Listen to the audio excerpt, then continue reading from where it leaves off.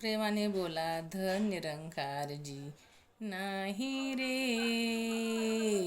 नाही कुणाचे कोणी, नाही रे नाही कुणाचे कोणी.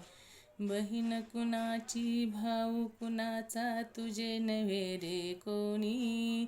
अंती जाशील एकला प्राण्या माझे माझे म्हणुनी.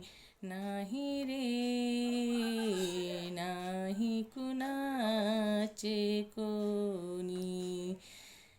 हे बघा, नाही रे नाही कोणाचे कोणी. असं नाही की आपण सगळे नाते संबंध तोडायचे आहेत. आपण सगळ्यांना प्रेम करायचं आहे.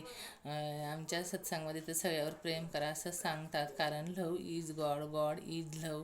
प्रेमच ईश्वर आहे आणि ईश्वरच प्रेम आहे. आपण सगळ्या नातेवाईकावर प्रेम करायचे आहे, सगळे नाते निभवायचे आहेत. पण अंतसमयी हा कोणीच नसतो. आपण जन्माला येताना एकटा येत असतो आणि जाताना सुद्धा आपल्याला एकट्याला जायचं आहे. म्हणून प्रत्येकाने आपला तो देव एक करून घ्यावा, त्याने विना जीवा सुख नव्हे. प्रत्येकाने हे भगवंताला जाणायचं आहे, त्याची भक्ती करायची आहे.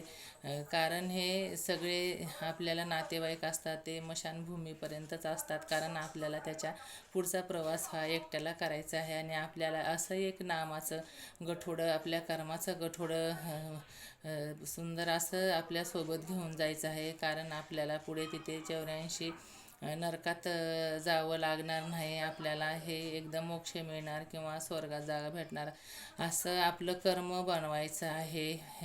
आणि प्रेमाने बोला धन निरंकारजी.